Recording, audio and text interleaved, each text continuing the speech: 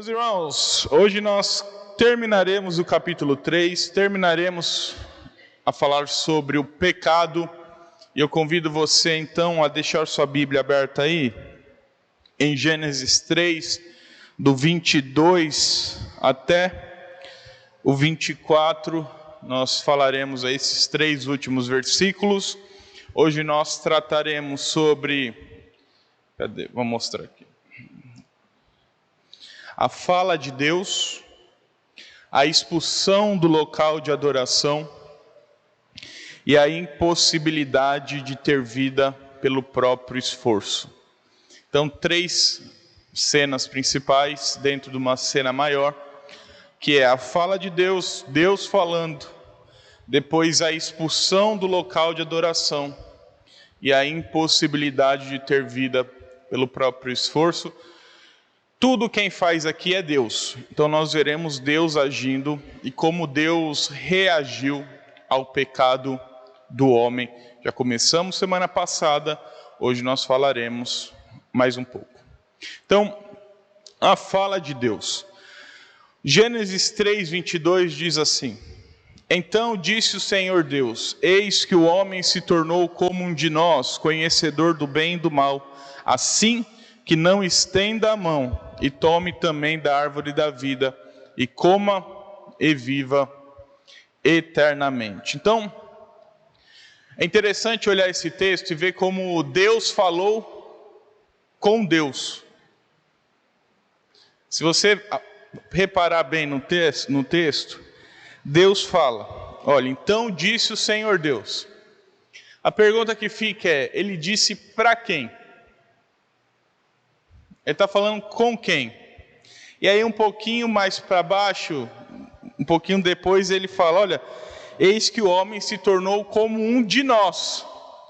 Se Deus está falando assim, logo Deus está falando com Deus. Não tem com quem mais ele está falando, a não ser com ele mesmo. E aqui a gente pode dizer então que a Bíblia está registrando o santo e solene conselho da Trindade, em que Deus fala consigo mesmo. Então o texto aí, eis que o homem se tornou como um de nós. E eis aqui uma evidência de que Deus é um, porém subsiste em mais de uma pessoa. Não dá para falar quantas pessoas, não dá para chegar a 3 pessoas nesse texto. O restante das escrituras apontam para o Pai, o Filho e o Espírito Santo. Mas aqui em Gênesis já está mostrando, Deus já está se revelando ainda mais. E falando, olha, eu sou um Deus. Mas subsistem mais de uma pessoa, porque é Deus conversando, olha, o homem se fez como um de nós. Nós é a primeira pessoa do plural. Então Deus está... Moisés está revelando nesse diálogo de Deus com Deus que Deus é um, mas subsiste em mais de um. Nós sabemos que é o Pai, o Filho e o Espírito Santo. Deus é conhecedor do bem e do mal. Então olha o que o texto diz de novo. Verso 22. O homem se tornou como um de nós, conhecedor do bem e do mal. Se o homem se tornou como Deus, conhecedor do bem e do mal, logo Deus conhece o bem e o mal. E aqui é importante falar isso, que Deus não conhece o mal de modo empírico, ou seja, Ele não faz um mal moral, porque moralmente Deus é santo, mas Deus sabe o que é mal. E vou além, dizendo que Deus é o criador do mal. Porque se Deus não fosse, o mal não existiria. Olha só, Deus não está tratando mal como ausência de bem. Deus está tratando mal como mal e bem como bem. 2 coisas que já existiam.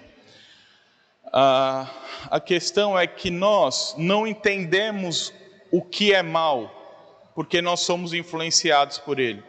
E nós temos uma visão pecaminosa da coisa. e incompleta da coisa. Então, tem como Deus conhecer o mal sem ser mal? Tem.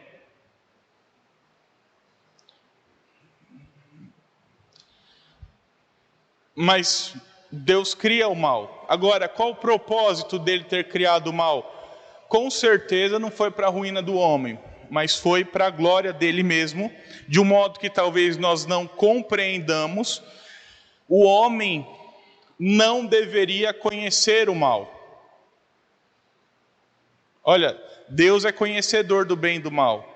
O homem não deveria conhecer o que é mal, porque o homem se relaciona com o mal de uma forma errada, de uma forma que Deus não aprova, mas até o mal Deus usa para a glória dele. Se existe é porque Deus criou. Isaías diz isso, quando diz, Isaías 43, que Deus é o Criador de todas as coisas, da luz e das trevas.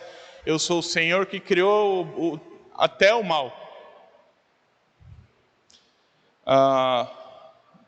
Existe um mal que o homem não consegue compreender porque ele está afetado pelo pecado. Mas o mal não é necessariamente algo ruim. Mas, como eu disse, nós não conseguiremos compreender como o mal não é ruim. Por quê? Porque nós estamos afetados pelo mal. O mal em nós é moral. Em Deus não. Em Deus, mal é uma coisa que existe e que Deus usa para a glória dele. Em nós, o mal habita o nosso coração. O homem é moralmente mau, ao contrário de Deus, que é moralmente santo. Então, o homem não deveria conhecer o mal do jeito que conhece, mas nós conhecemos o mal porque nós pecamos. Então, o nosso entendimento de mal então é consequência do pecado. Por isso que quando a gente olha o mal, a gente não consegue compreender. E quando a gente está passando por alguma maldade, a gente tem a sensação de que nós não deveríamos passar por isso. Você já parou para ver os momentos que alguma coisa ruim aconteceu na sua vida, e você olhou para Deus e pensou assim: Deus, eu não sou merecedor disso, por que eu estou passando por isso? Eu não deveria passar por isso. E você não deveria mesmo, mas a questão é que por conta do pecado agora a gente passa pelo que é ruim, pelo que é mal, e o homem se relaciona muito errado, porque isso é consequência do pecado, e o pecado na mente, no coração do homem, entende o mal de modo imperfeito e pecaminoso. Sendo assim, então, é possível conhecer o mal sem ser afetado moralmente por ele, como acontece com Deus, mas não acontece com o ser humano. Ficou claro isso ou muitas dúvidas? Eis a hora de você perguntar.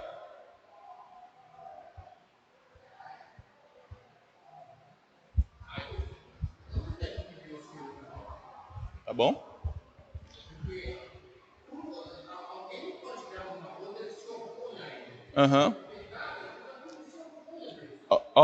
Só que aí você tocou no ponto. Mal não é necessariamente pecado. Pecado para a gente é mal porque a gente é fruto do pecado. E o mal em nós é fruto do pecado. Então a gente associa uma coisa na outra. Mas Deus conhece o bem e o mal sem ser pecador. Ele é o conhecedor. Ele está dizendo: olha, o homem se tornou como um de nós, conhecedor do bem e do mal. Então Deus conhece o mal sem ser pecador. Ele é moralmente santo. Por isso que dá para conhecer o mal sem ser pecador, porque Deus conhece. Mas o homem só entende o mal de forma pecaminosa, porque ela é consequência do pecado, e o homem não deveria conhecer o mal.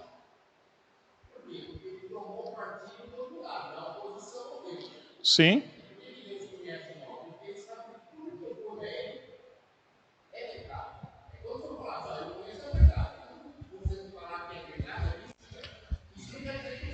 Tá. Mal, então, é oposição a Deus? É. Como entender então o texto?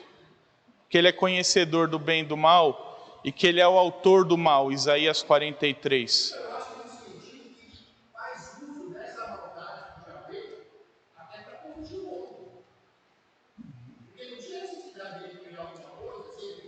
Tá bom? Só que se ele faz uso, ele está se envolvendo com o mal. Não, ele está...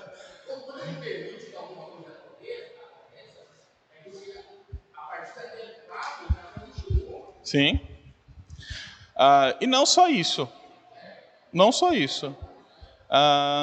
É por isso que eu falei que a gente não vai entender perfeitamente, a gente não consegue desassociar, porque mal para a gente é pecado. E é normal que seja para a gente, porque o mal em nós é consequência do pecado, então a gente associa uma coisa na outra. Mas Deus conhece o bem, Ele que criou a árvore do bem e do mal. Ele criou a árvore do bem e do mal. Ele não criou só a árvore do bem. Olha, Adão, isso aqui é a árvore do bem. Não, ele criou a árvore do bem e do mal. Então, Deus se relaciona com o mal? Claro que isso é afetado também pelo pecado. Então, Deus se relaciona de outra maneira hoje com o mal. Ou não, Deus se relaciona com o mal, mas ele usa o mal, a maldade humana está aí, então Deus se relaciona com isso. A questão é que muitas vezes, principalmente após a Segunda Guerra, o que aconteceu foi do homem tentar explicar a maldade do mundo e querer falar que Deus não está no jogo, que Deus não tem nada a ver com maldade. Então, isso faz com que Deus vire um amigo que sofre junto. Isso faz com que Deus vire alguém que não conhece as coisas, que está sujeito à liberdade do homem. E o que eu estou falando é que Deus conhece o que é mal e nada foge da soberania e do conhecimento dele. Ele é onisciente. Então ele conhece o que é mal, sem se envolver com ele. E usa o mal, da maneira que glorifica a ele. Natan, então Deus que criou a guerra, a Segunda Guerra Mundial? Sim e não. Sim e não. Está dentro da vontade dele. Mas foi consequência dos atos diretos de homens, Hitler, o pecado no coração do homem que o levou a praticar tais coisas. Mas Deus não queria que acontecesse? Queria, porque se não quisesse, não teria acontecido. Então, a gente olha para isso e entende que Deus conhece. E até por conhecer, Ele sabe quão prejudicial pode ser e pode nos ajudar quanto a isso. Então, tem como conhecer sem ser pecado, sem ser pecador. A gente não consegue, porque a gente é mal moralmente. Entende? A maldade em nós não está no campo do conhecimento. A maldade em nós está no coração, está no profundo. Está na raiz do homem. O homem agora é mau. Por quê? Por conta do pecado. Talvez Deus um dia faria ele conhecer o mal da maneira como Deus conhece o mal, sem envolvimento moral. Deus conhece, mas a maldade não habita em Deus. Agora, no homem, o homem não só conhece o que é mal, a maldade agora faz parte do que ele é como pessoa. Por isso que você vê tanta maldade no mundo e você fica assim, meu pai, como que alguém é tão mal assim? Por conta do pecado. Como que o rapaz conseguiu matar 6 milhões de judeus sem um pingo de remorso? Por conta do pecado. Como que nós temos tantos serial killers aí, psicopatas, por conta do pecado? A maldade no homem hoje, foi uma pergunta que você fez até. sobre o nível da maldade, se a gente conseguir alcançar Satanás, e eu falei que a maldade nossa é igual o potencial de maldade que o homem pode fazer é igual ao potencial de maldade que o diabo faz. Então, a gente às vezes vê a pessoa fazendo as coisas e fala, nossa, está possuído. Às vezes não, às vezes pode estar, às vezes não. Às vezes é só o coração dela que é ruim mesmo, que é mal. Então, Deus é o autor do mal. O mal deveria ser conhecido de uma maneira X, e isso glorificaria a Deus. Porém, o homem, por conta do pecado, deturpou o mal, habitando o mal agora em seu coração.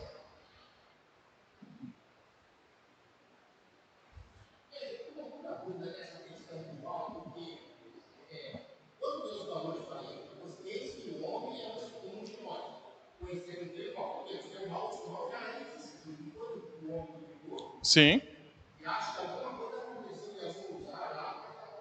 Sim.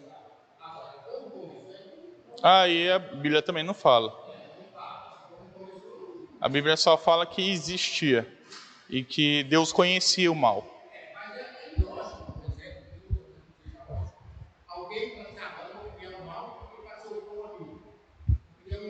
Só que aí que tá, aí que é interessante. O mal necessariamente não é inimigo de Deus. O que é inimigo de Deus é o pecado. A gente associa porque em nós a maldade vem por conta do pecado. Para a gente é a mesma coisa mal e pecado. Por quê? Porque a gente pecou e isso fez o mal habitar em nós. Só que é possível conhecer o mal sem o pecado. Exatamente, pecado é desobedecer a Deus. Só que o mal, ele é consequência dessa desobediência. E aí a gente faz assim, não. Mal é pecado e pecado é mal. Só que não. Mal é mal e tem como conhecer o mal de um jeito santo. A gente não consegue, porque a gente é pecador. E a gente associa a maldade com pecado.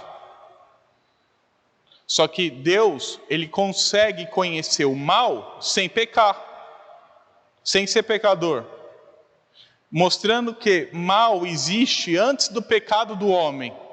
É que por conta do pecado a gente agora é conhecedor do mal. Então a gente associa o mal com o pecado. Mas não necessariamente são a mesma coisa. Deus conhece o mal e não é pecador.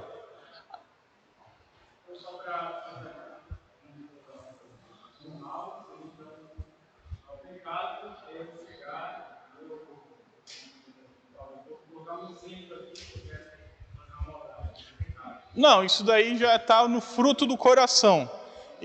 O mal já está antes disso.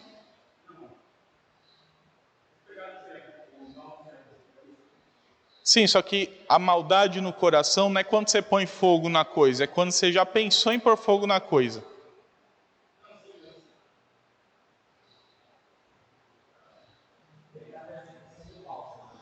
Não.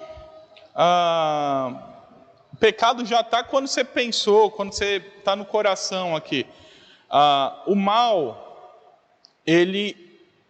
o homem se torna moralmente mal após o pecado. Porque agora ele não conhece o mal separado. Santo que conhece o mal. Não, ele agora conhece o mal porque ele é mal.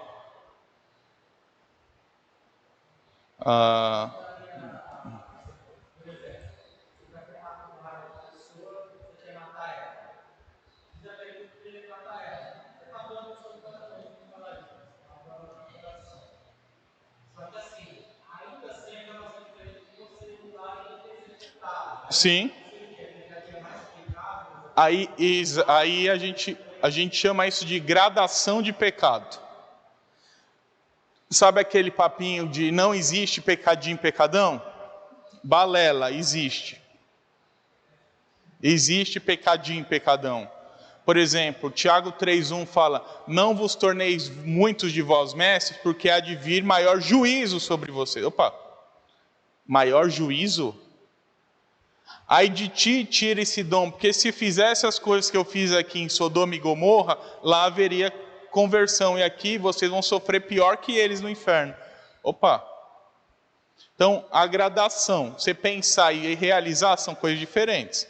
Você pensar no coração é pecado, já é digno de ir para o inferno, mas é menor do que, sei lá, pensar, ir lá e pegar a arma e executar a pessoa. Mas aí é outra conversa. A gente depois chega um dia nisso aí que... Pode falar, Tainá.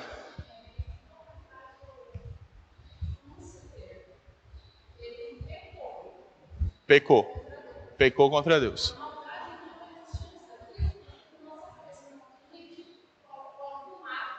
Sim. Sim. Sim. Já existia antes daquilo. Antes daquilo. Como que algo consegue se tornar mal se não existe o mal?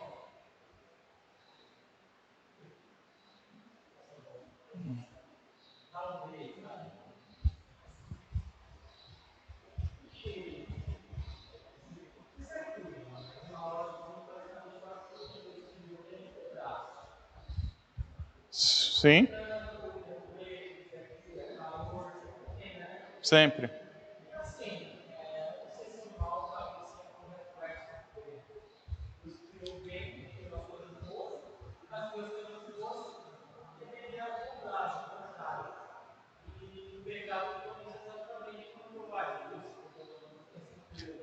Ótimo. Você viu como você mudou o termo no meio do caminho? Você não percebeu? Você estava falando de contraste entre bem e mal. Aí do nada você mandou... Porque quando Lúcifer pecou, é pecado, esse é o campo do pecado. A gente está no campo do mal aqui, ó. A gente associa, a gente faz as coisas serem uma coisa só, porque a gente pecou e é mal. Mas Deus consegue olhar para o mal e ser esse contraste do bem. Por exemplo, trevas é algo necessariamente ruim? Não. Mas Deus usa depois o termo trevas para se referir a quem não está na luz, não está no caminho da santidade. Mas Deus já criou as trevas, antes de criar a luz. Que mais? Frio e calor. São coisas ruins? Não necessariamente. Então, bondade e maldade não necessariamente é uma coisa boa e ruim. É só uma criação de Deus. De novo, por conta do pecado, a gente associa mal com ruim, com pior e bom com melhor. Tudo bem, é uma consequência do nosso pecado. Mas não existe essa gradação para Deus. Bem é melhor e mal é pior, não. Ele criou o bem e o mal. Ele conhece o bem e o mal. A gente, por conta do pecado, olha para o mal e fala: agora o mal é mal e o bem é bem. Isso é consequência. E a gente associa mal com pecado, mais uma vez, porque a gente conhece o mal por conta do pecado. Se não fosse o pecado, nós não conheceríamos o mal. E nem teríamos um entendimento errado de maldade.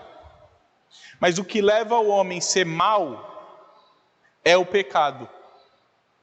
Por isso que a gente não desassocia uma coisa da outra. Mas o que eu quero dizer é que Deus conhece o mal. Ele criou o mal. O mal necessariamente não era para ser algo ruim, mas por conta do pecado do nosso coração é que ele é algo ruim. A gente pega o mal, perverte o mal para se tornar algo ruim e contra o seu Criador, que é Deus. Fez sentido? Está viajando? Como que está aí? Estamos entendendo? Estamos bem? Como que estamos? Deu?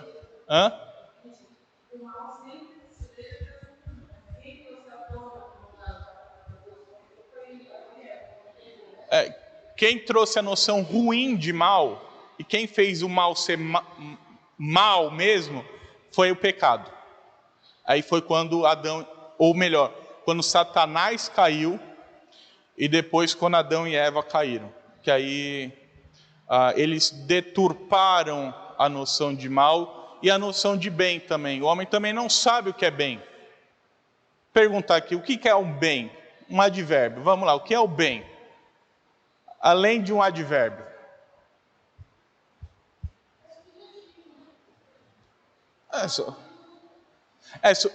Viu? É subjetivo. Cada um tem uma ideia de bem. Só que olhando para Deus, o que é bem? Que bem é esse que Deus conhece? Que mal é esse que Deus conhece? Entende? O pecado faz com que a gente não tenha o entendimento correto e exato, preciso das coisas. Isso é consequência, é um efeito que a gente chama de efeito noético, que é o efeito na mente que o pecado exerce. Então, a gente associa uma coisa que não necessariamente está associado, mas que por conta do pecado a gente associa e vai ficar associando e vai ser associado o resto da vida. Não tente tirar. Ou tente, mas você não vai conseguir muito e muito longe não. Então, é bem isso. O mal existia. E com Satanás, a queda de Satanás e a queda do homem, esse mal agora ele é ressignificado de uma maneira pecaminosa. E o homem pecador deturpa todas as coisas, inclusive o mal, e inclusive o bem. Tudo é deturpado diante do coração dele. Mas há um jeito de conhecer o mal e o bem sem moralmente estar associado aos dois.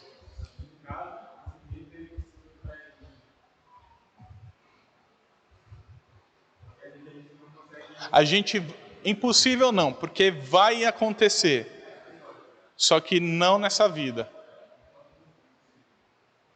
Porque o pecado vai habitar em seu coração até o último dia. E aí você sempre vai ficar com o efeito do pecado e vai te atrapalhar. Mas em Cristo, no novo céu e nova terra, o corpo glorificado, aí você vai ter a mente de Cristo. E aí você vai entender o que é bem e mal da maneira correta e como Deus entende. Tem uma teoria que fala que quem criou o bem lá, não sei quem criou esse bem, que é Deus, criou também o mal, criou o dualismo, né? Eu acredito, não sei se isso é uma heresia, se isso for alterado, você vai falar, pelo menos já acrescento, eu acredito que o mal nasceu no coração de Satanás.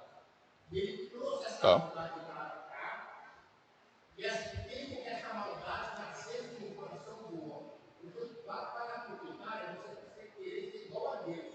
Quando você quer ser igual a alguém, você dá só um pouco. E lá em Romanos fala que nós só acabamos com essa coisa quando nós somos justificados. Sim. Aí nós deixamos de ser inimigos de Deus. Sim. Romanos fala, Sim. somos justificados. Então, eu tenho que achar o mal. Eu acredito que Deus não criou. Ele permitiu que fosse criado. Tá. Poderia não permitir que Satanás tivesse esse pensamento ali. Tá. Mas de alguma forma, ele não pode. Fazer duas perguntas. Hã?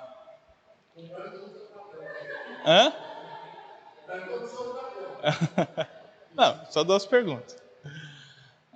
Satanás, ele é criador?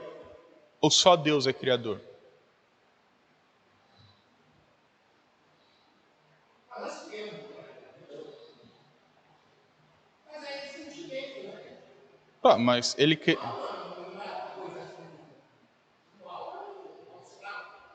é isso que a gente entende assim. Mas para Deus não é necessariamente assim.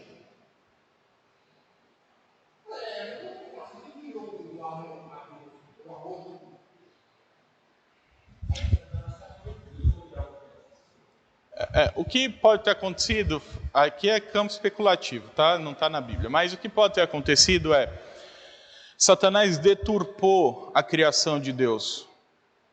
Deturpou. Isso, deturpou. Ele pegou o que é bom para ser usado para a glória de Deus, pegou para usado para a glória dele. Deturpação. E aí ele já habitante do mal, ele já com o mal, a gente pode dizer assim, o mal deturpado nele, ele vai tentar Adão e Eva para deturpar o mal também no coração dos dois. Só que Deus fala que aquela árvore era para trazer o conhecimento do bem e do mal. O homem não conhecia o bem e o mal. Certo? Não conhecia. Se aquilo é para trazer o conhecimento, ele não conhecia. E Satanás, então, ele faz com que o homem peque, deturpe a criação também. E conheça o mal. O propósito de Eva é ser igual a Deus. Pecado. Com o pecado, a consequência é ser mal. É conhecer o mal. E conhecer o bem. O homem não deveria nem conhecer o que é bem e mal. Nem o bem ele deveria conhecer. Conhecimento do bem e do mal. Bem, talvez ele conheceria o bem e o mal só quando fosse glorificado, se continuasse fiel a Deus. E aí ele conheceria bem e mal da maneira correta. Mas o pecado faz com que o homem corrompa. A corrupção do homem faz com que ele não entenda o que Deus criou da maneira correta. Por exemplo, se eu falar para você, cuida da criação de Deus, você vai cuidar. E a gente, qualquer um aqui eu estou dizendo, a gente vai cuidar. Só que vai ter momentos que a gente vai corromper a criação. Vai fazer coisas que não deveria fazer com a criação. Por quê? Porque o pecado ainda habita em nosso coração. Então, não entendo que Satanás criou nada, que ele não tem poder de criador. Mas ele corrompe a criação de Deus. Inclusive, esse aspecto do que é mal. Corrompe. E corrompe o que é bem também. De modo que ele agora, pecador, ele traga o pecado para o homem e o homem não entenda nem o que é bem nem o que é mal direito. Porque agora ele não entende como Deus entendeu o mal e bem. Mas ele entende do jeito que o pecado trouxe para o coração dele. Então ele cria uma definição própria de bem e mal, que não necessariamente é aquilo que Deus viu sobre o bem e o mal. Então, a questão é que para entender esse dualismo, a gente deveria entender mal como ausência de bem. Então, bem é o que Deus criou. O mal é tudo que está contra a criação de Deus. Só que esse contraste que o Bruno apresentou, ele não traz para a gente traz. Por exemplo, o que é trevas? A ausência de luz. O que é frio? A ausência de calor. Só que Deus a gente não entende, mas Deus criou treva. A gente não consegue entender e definir o que é trevas, mas é treva. Treva é treva. Hoje a gente chama de massa escura muita coisa, mas é trevas. O que é luz? É luz. O que é frio? É frio. O que é calor? É calor. Mas as partículas que não se locomovem lá e não se chocam rapidamente, aí fica com a ausência de calor. É frio, calor é calor. Eu não consigo explicar frio. Tá bom, Deus não pediu para ninguém sair criando dicionário das definições. A questão é que mal não é ausência de bem. Mal é mal, bem é bem. E a gente não vai conseguir compreender corretamente o que é bem e mal até o novo céu e nova terra. Mas o que eu quero deixar é que, quando a gente olha para o mal, a gente não tem que tentar tirar Deus da jogada por misericórdia a Deus. Não, Deus conhece o bem e conhece o mal. Tem que entender que o mal existe por conta do pecado. Se não fosse o pecado, não existiria mal em coração de ninguém. Mas que Deus não é um pobre garoto que sofre com a maldade do ser humano, como alguns tentam colocar. Não. Deus conhece quão mau o homem é, quão capaz o homem é de deturpar a maldade. Até por isso, ele bloqueia o homem de atingir a máxima potencialidade do que é mal.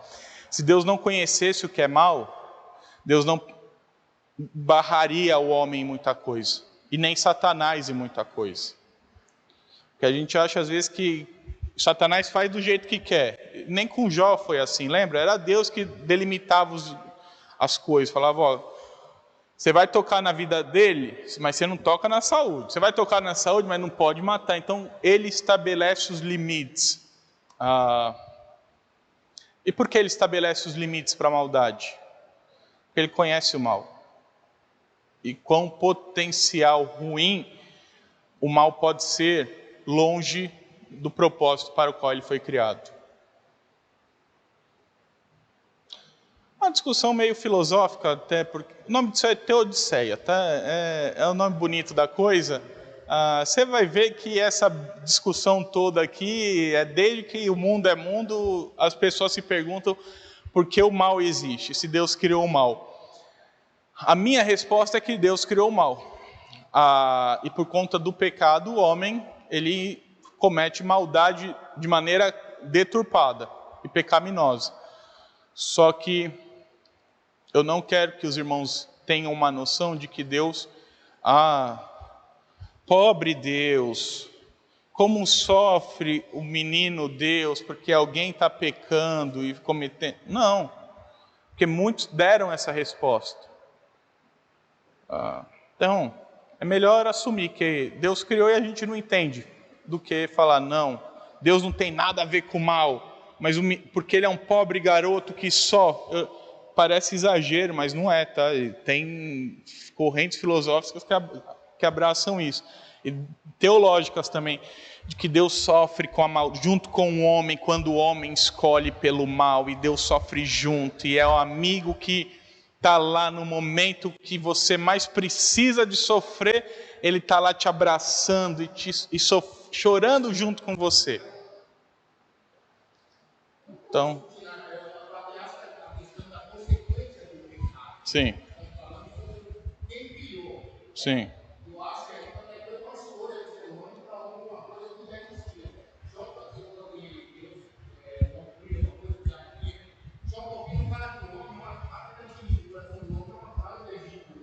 Sim, cria? Sim. Sim, a gente vai continuar e chegar lá nessa aula ainda. Muito obrigado pelo gancho, que a gente vai continuando. Meus irmãos, antes dessa pergunta, outra pergunta. Alguma dúvida? A aula é para isso. Alguma dúvida? Falei, eu não tenho pressa. Alguma dúvida? Se for para falar de mal hoje o dia inteiro, a gente fala de mal, não tem problema. Alguma pergunta que eu consiga te explicar, que também... Outra pergunta, então, antes da gente começar. Deus expulsou o homem do jardim por punição ou graça? O que você acha? Quando Deus fala assim, olha, o homem se tornou como um de nós, assim não estenda a mão e tome da árvore da vida e coma e viva eternamente. Você acha que foi uma punição de Deus ou foi graça de Deus? Por quê? Eu vou explicar. Graça é no sentido de o homem, alguns entendem assim, de que Deus está proibindo o homem de comer para que o homem não coma e viva eternamente no pecado. Então Deus estaria sendo gracioso. Outros entendem que é punição, que Deus, por conta do pecado, não deixa mais ele ter acesso à vida eterna. Então eu gostaria de escutar os irmãos aqui. Você acha que foi por punição ou por graça que ele expulsou? Graça é o homem... Oi. Seria um favor imerecido. Por quê? Porque o homem, por conta do pecado, lembra a consequência? É morte. E Deus está proibindo ele de comer da árvore da vida eterna, para que ele não viva eternamente morto. A gente pode dizer assim. Só que, tá? Tem quem defenda. E assim, teólogos bíblicos conceituados defendem bastante. Eu quero escutar os irmãos. Qualquer uma das duas posições, tem gente que defenda, tá? Então, você falar que foi punição, for graça, você não acende herege, não. Sim.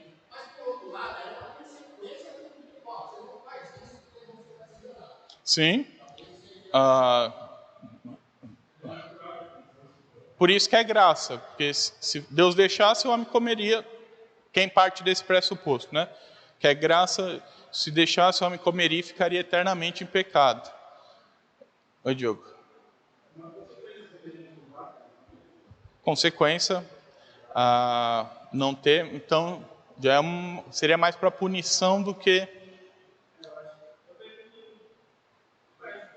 punição, ok?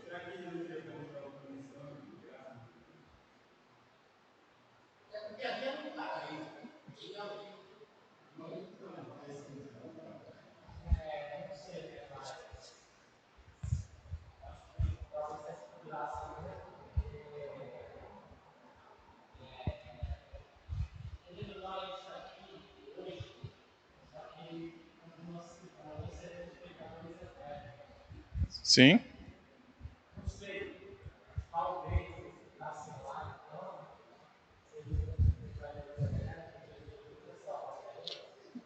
É uma possibilidade que quem levanta a ideia da graça.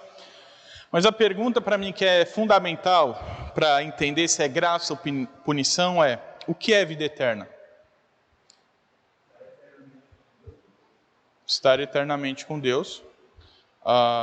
Vou fazer outra pergunta. O ímpio não está com Deus agora? Deus abandonou o homem assim?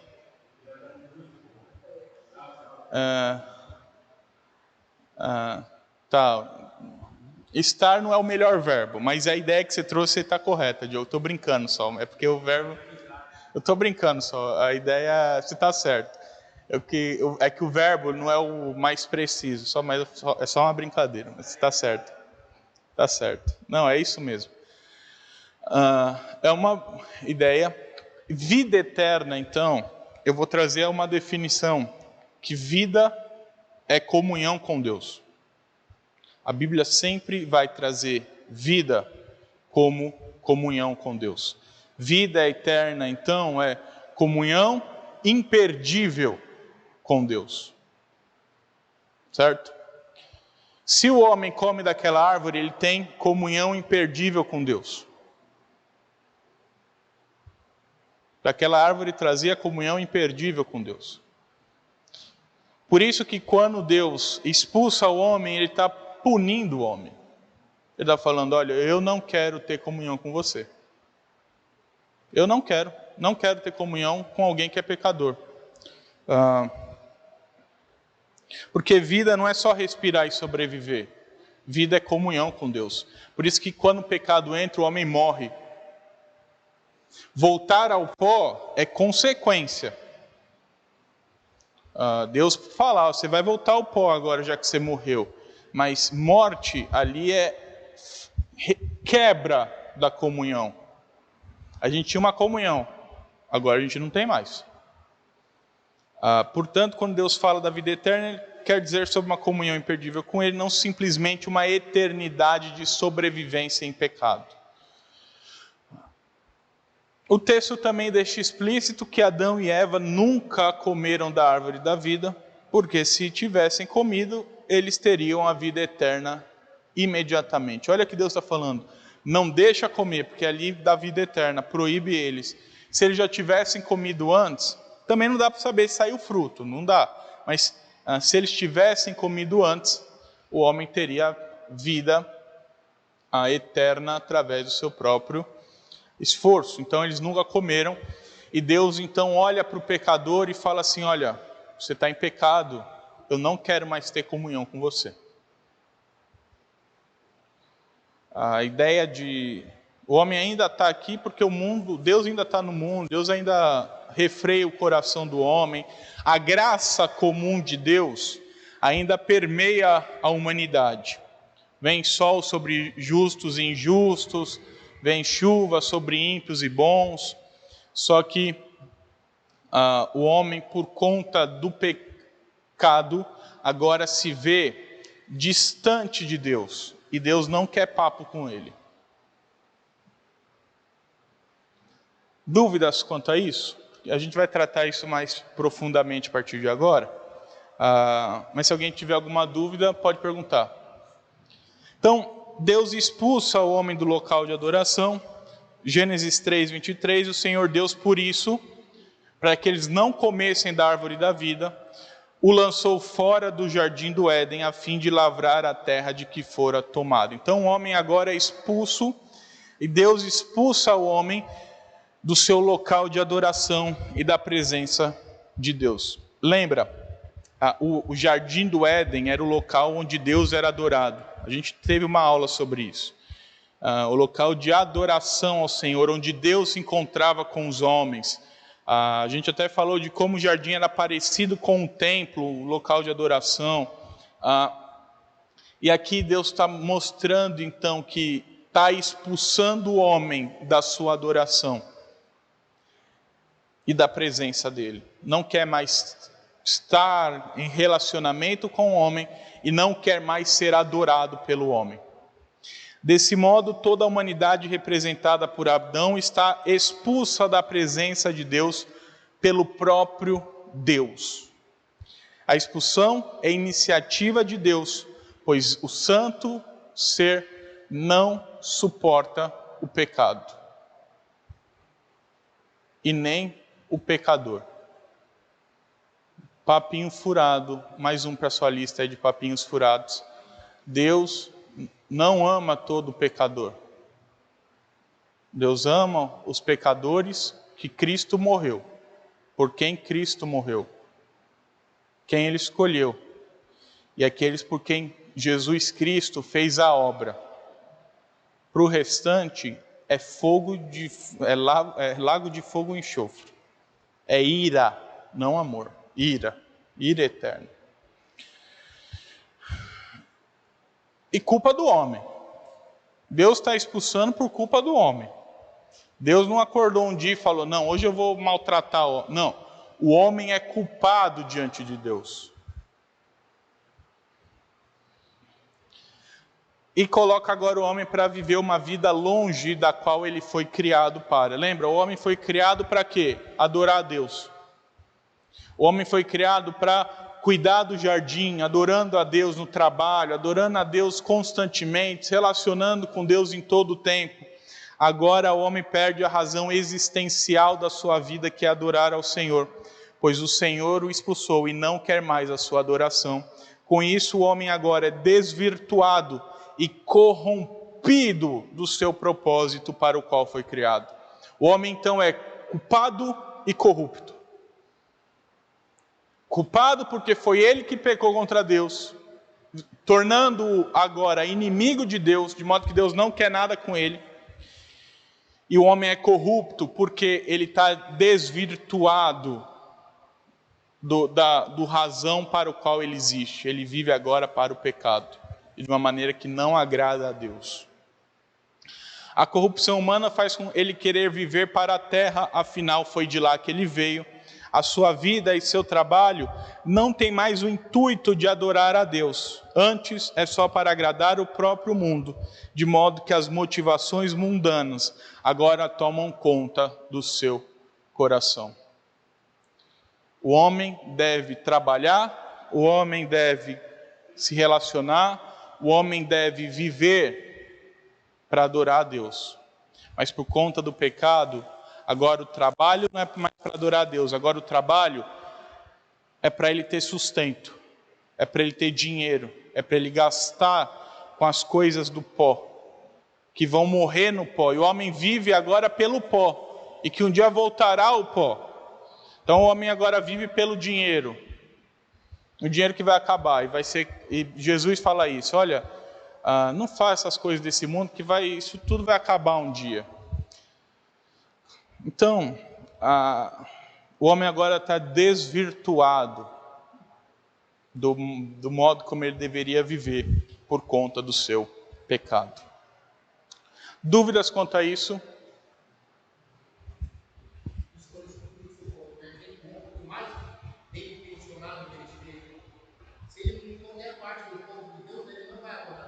Não. Sim. Porque ele foi expulso do paraíso, ele foi expulso da presença de Deus, expulso da adoração ao Senhor, e o melhor intencionado que seja, agora ele vive a fim de cuidar da terra, ou de cuidar do mundo dele. Então ele está intencionado, por mais que seja uma boa intenção, ainda é a intenção errada. Porque qualquer coisa que você faça, que não seja para adorar a Deus, está errado. Mas eu estou ajudando 1 milhão de pessoas, é para adorar a Deus? Não. Está desvirtuado do propósito para o qual você foi criado. Se está desvirtuado, está errado. Então, a gente tem que olhar para o nosso trabalho, não só como um local de sustento, não só como um local de onde eu tiro o meu sustento para cuidar da minha família, ou ter mais dinheiro, mas a gente tem que olhar para o trabalho como local onde eu glorifico a Deus, fazendo aquilo para o qual eu fui chamado. Natan, eu ganho pouco. Eu tenho um conceito muito amplo, e eu não vou explorar tudo aqui agora, que eu acho que a gente tinha que se ajudar mais, mas aí é para outro momento, que aí vai demorar demais. Mas Natan, eu sou bom fazendo tal coisa, mas tal coisa não dá dinheiro. Faça tal coisa, porque você foi chamado para fazer tal coisa. Dinheiro não tem que ser a prioridade da vida. A prioridade da vida é adorar a Deus. Lembra que Deus falou? Buscais as coisas do reino, e o resto vos será acrescentado. Então, eu fui chamado para ser tal coisa, eu serei tal coisa. Mas eu tenho capacidade para ser algo que vai me dar R$1 milhão. Você escolhe se você quer trabalhar do jeito certo ou do jeito errado, com o propósito certo ou com o propósito errado. Claro que, se Deus quiser juntar o útil ao agradável, todo mundo fica feliz, né? Mas a ideia é, para o que eu fui chamado, e eu no meu trabalho, eu faço por qual motivação? Essa é a pergunta que você tem que se fazer. No meu trabalho, qual é a principal motivação de eu exercer o meu trabalho? Qual é a principal motivação de eu ajudar alguém na rua? Qual é a principal motivação de eu vir à casa do Senhor? É olhar e falar, por que eu estou fazendo tal coisa?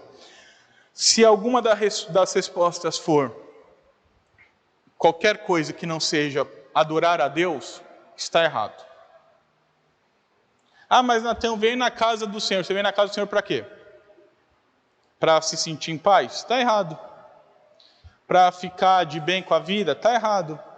Natan, eu prego o evangelho. Para quê? Para salvar pessoas. Está errado. Eu prego o evangelho para adorar a Deus. E que mais pessoas adorem a Deus. Então, qual que é o propósito da minha vida? Adorar a Deus. Esse é o propósito para o qual Deus me criou. Então, você se pergunte aí, estou casado por quê? Para adorar a Deus. Não, porque eu gosto. Claro, você vai gostar da pessoa, espero que você goste, mas o principal propósito é adorar a Deus. De novo, se Deus juntar o útil ao agradável, eu fico feliz também que a arrecadação aumenta aqui, a gente coloca, então, Vamos lá, alguma dúvida? Por fim, o homem então é impossibilitado de ter vida pelo próprio esforço e expulso, Gênesis 3:24. Olha só, Deus colocou querubins ao oriente do jardim do Éden e o refugir de uma espada que se revolvia para guardar o caminho da árvore da vida. Então agora, esse acesso à vida eterna é impossível para o homem. Por quê? Porque Deus proibiu. E Deus colocou guarda lá para ficar 24 horas por dia proibindo o homem de entrar. Deus não quer que o homem entre no jardim. Ele impede a entrada do homem através de um querubim, de uma espada, os quais guardam o caminho para a árvore da vida. Importante dizer que o caminho para a árvore da vida e, consequentemente, a vida eterna sempre existiu e continua existindo. Porém, o homem pecador é incapaz de acessá-lo. Isso significa que Deus não quer se relacionar com a humanidade pecadora, por isso proibiu e impediu que o homem conseguisse o adorar e ter comunhão com ele. E olha só, semana passada a gente viu que o homem não queria mais saber de Deus. Lembra? Ele pecou e se esconde de Deus, não quer mais ter papo com Deus, tem vergonha de Deus agora. Agora nós vemos que o homem não quer saber de Deus, Deus não quer saber do homem. Como que resolve a coisa? Mediador, que é o Deus homem. O homem não quer mais nada com Deus. Deus não quer mais nada com o homem. As duas partes se unem através de um Deus homem. De modo que o conflito agora é resolvido quando Deus decide encarnar. Então Deus dá o primeiro passo, mas ele decide encarnar, e a segunda pessoa da Trindade, o Filho, decide assumir a natureza humana, de modo que Deus e o homem, que não se relacionava, agora se relacionam através do Deus homem. Dá para entender a profundidade disso? Eu estou falando de duas naturezas que não conversam, Deus e homem, e Jesus assume essa mediação não nas obras só, no próprio ser. Ele é o Deus homem. Ele é Deus e ele é homem. Ele é o Deus homem. Isso significa o quê? Que Deus não se relaciona com o homem sem ser por meio de Jesus Cristo. E o homem não se relaciona com Deus sem ser por meio de Jesus Cristo. Deus não vai fazer de outro meio porque ele ainda está bravo. Deus não esqueceu o pecado, viu, gente? Põe isso aí, por favor. Senão Jesus não precisava morrer na cruz. Deus não esqueceu o pecado do homem. Tanto que aqueles que não creem em Jesus como Senhor e Salvador, eles vão para o inferno e depois para o lago de fogo e enxofre, sofrer a ira eterna de Deus. A questão é que agora o Deus homem consegue fazer com que um relacionamento que não existia, agora passe a existir nele. E só nele o homem tem a vida de novo. Vida eterna com Deus. Comunhão imperdível com Deus. Então Deus fala com os homens através de Cristo. Deus se relaciona com a humanidade através de Cristo. Os homens se relacionam com o Pai através de Cristo. Não tem outro meio. Nem de lá para cá e nem daqui para lá. Ele é o mediador. Deus fala com você através dele e você fala com Deus através dele. Você tem vida através dele e Deus te dá vida através dele. Por isso que ele é o único caminho. A verdade e a vida. Porque longe dele não tem como.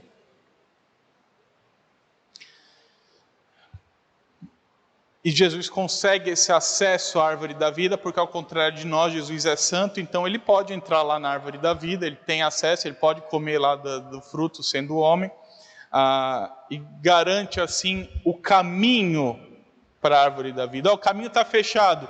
Quem entrou? Jesus. E agora na união com Cristo, nós entramos com Cristo nessa comunhão imperdível com o Pai.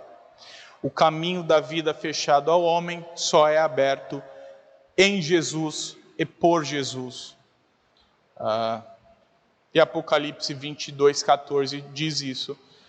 Começo da Bíblia traz o problema, Apocalipse resolve o problema, dizendo: bem-aventurado aqueles que lavam as suas vestiduras no sangue do Cordeiro, para que lhes assista o direito à árvore da vida e entrem na cidade pelas portas. Então, vocês estão expulsos, mas agora no Cordeiro, aqueles que lavam as vestiduras é a ideia de entrega à vida, de quem entrega a vida a Cristo, de quem crê em Cristo como Senhor e Salvador, e tem fé nele, que é alvo da obra dele, desse sangue derramado em favor de nós.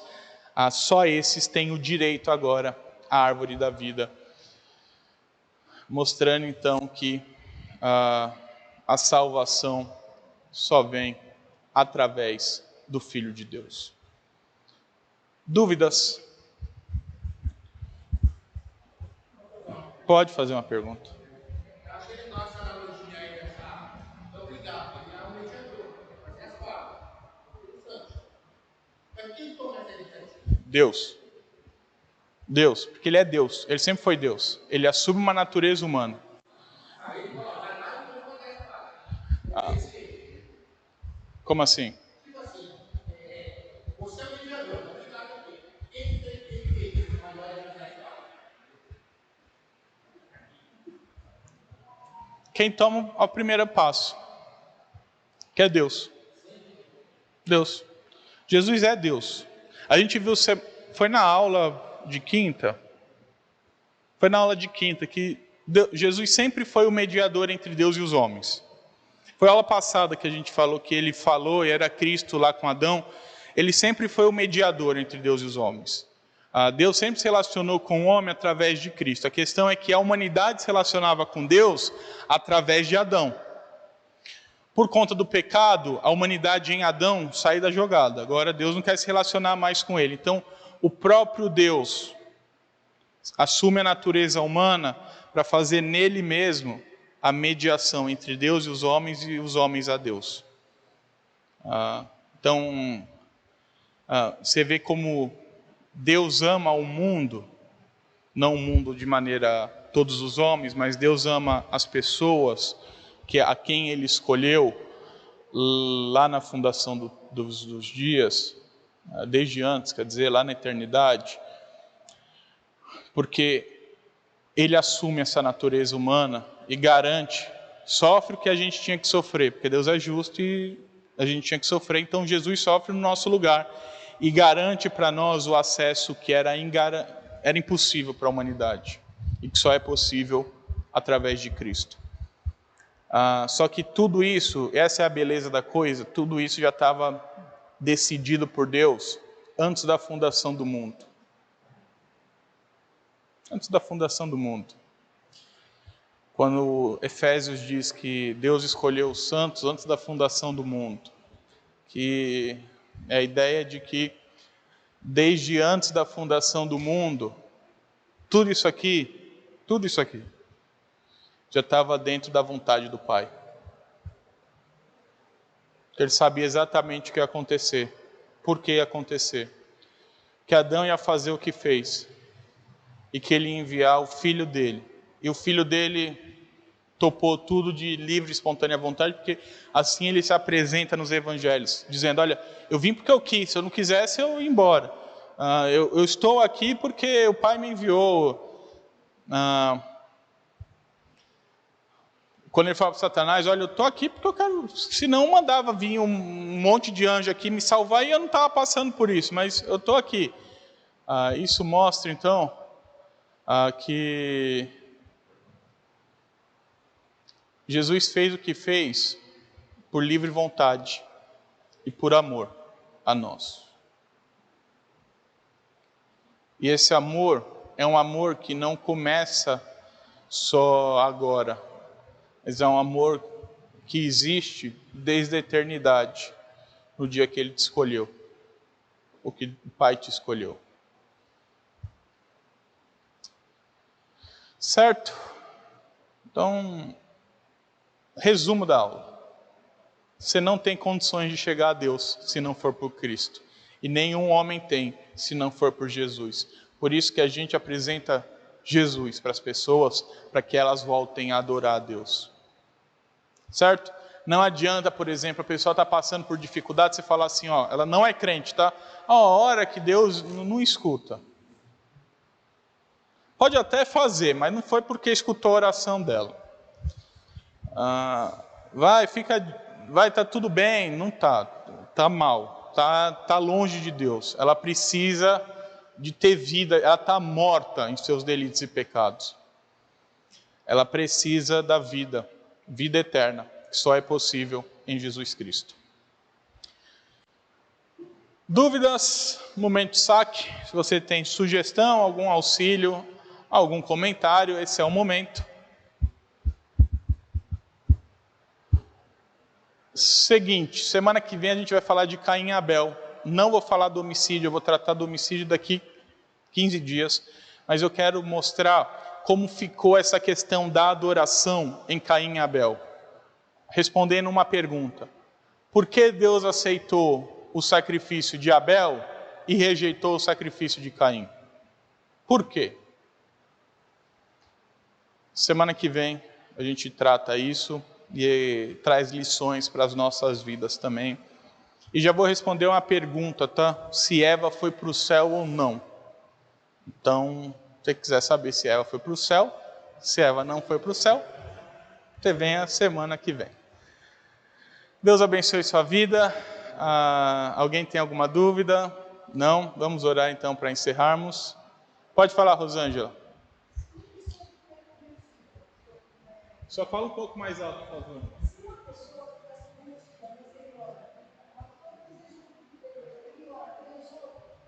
Depende. Se ele for regenerado, que é um momento antes da conversão, que é quando Deus troca o coração, a conversão é consequência dessa mudança do coração, quando ele vai falar assim, agora eu entendo as coisas. Mas vamos supor, se ele for regenerado, sim. Mas se ele não for regenerado, mas vamos supor que ele não seja regenerado, Deus não escuta.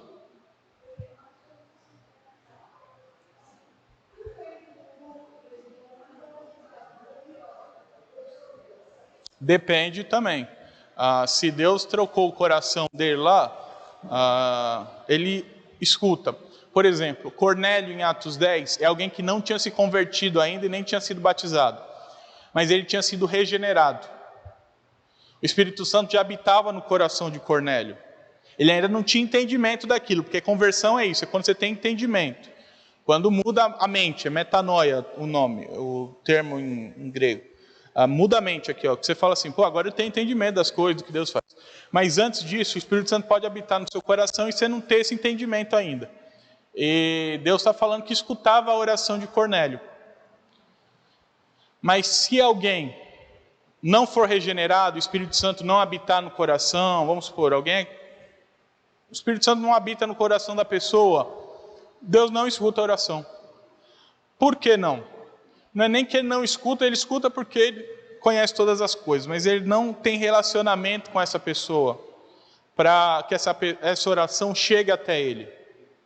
Porque lembra o meio pelo qual a oração chega para Deus, Pai?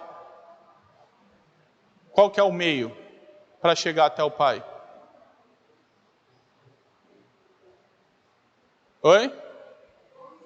Qual que é o meio para a sua oração chegar até o Pai?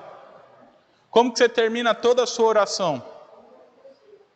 Você está orando, então, no poder de Jesus, na intercessão de Jesus. Se não tem a intercessão de Jesus, a oração não chega. Mas ele ora todo dia. Está falando para a parede, simplesmente assim. Porque o relacionamento com Deus só existe em Jesus Cristo. Se ela for transformada por Jesus e ainda não é convertida, mas já ora, Deus escuta, porque é no nome de Jesus, é na intercessão de Jesus. Agora, ela pode vir para a igreja, ela pode ter 40 anos de igreja. Se o Espírito Santo não habita o coração dela, a oração dela também não chega ao Pai. Porque Jesus não intercede. Claro que às vezes a pessoa ora e Deus faz, mas não porque ele escutou a oração da pessoa, porque ele já ia fazer mesmo.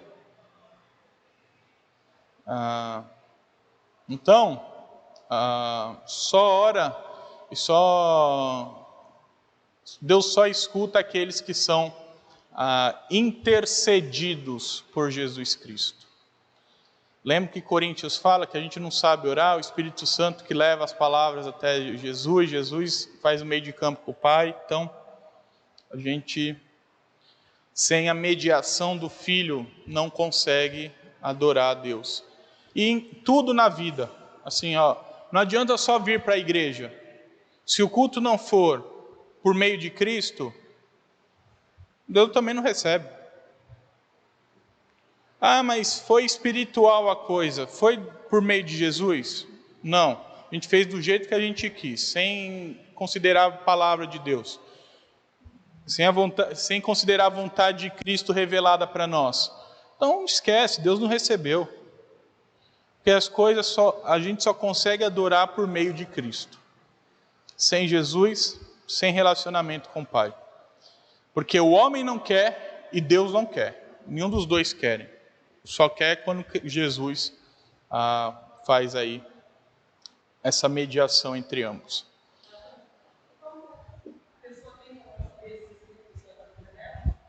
Tem. Você crer sinceramente que Jesus Cristo é Senhor e Salvador da sua vida, já é um ponto. Você olha para suas obras e vê obras de santidade, com o intuito correto, já é um ponto. Você olha o fruto do Espírito em sua vida, é outro ponto. Então, várias questões. E tem mais uma questão que eu acho que é uma importante também, que é a noção interior. Tem um nome certo que eu esqueci, mas você sabe que o Espírito Santo habita em você. Porque o Espírito Santo te faz entender isso. Então você você olha para suas obras e vê obras. Claro, todo mundo é pecador. Mas você peca e o pecado não é agradável, sabe? Você até faz, você até curtiu lá na hora, mas você ficou com aquele arrependimento, não quer mais fazer. Você quer adorar a Deus de coração sincero. Você quer ter um relacionamento sincero com Deus. Você olha para a sua vida, você vê fruto do Espírito, então você vê. Claro, você peca, mas você tenta mais ter uma vida de paz, tenta mais ser longânimo, tenta mais ser alegre, você vai melhorando, você quer ser mais parecido com Cristo, e tem esse chamado interno, se a gente pode dizer assim, isso tudo dá a certeza de que você é habitado pelo Espírito. Então tem como ter certeza. Assim como tem como ter certeza da salvação, por exemplo. Tem como ter certeza de que eu sou alguém que o Espírito Santo habita. Tem como ter certeza até nos outros, de alguma maneira. Você olha para as obras da pessoa, claro, você não vai conseguir ter 100% da confirmação, porque você não conhece o coração do cidadão. Mas você mostra aquilo que ele revela, ele mostra uma vida de piedade, uma vida que ama a Deus, uma vida que quer adorar a Deus, uma vida que cheia do fruto do Espírito Santo. Você pode ter uma ideia de que aquele é verdadeiramente salvo. Então, sim, tem como saber. Mais alguém? Vamos orar para encerrar então. Muito obrigado pela sua atenção, muito obrigado pelas participações, enriquecedor. Vocês sabem, eu vou contar meu pecado aqui agora, momento de confissão, tá? Você sabe que eu faço as perguntas aqui, às vezes eu não sei a resposta também, aí eu quero escutar os irmãos para ver qual resposta é boa, para eu copiar. Aí, na próxima vez que eu for dar essa aula em algum outro lugar, eu já coloco a resposta dos irmãos juntos. Então, por isso que é importante vocês participarem bastante. Vamos orar então para encerrar? Pedir uma oração voluntária, alguém que Deus falar aí no coração, pode levantar a voz bem alto e nos conduzir a Deus em oração.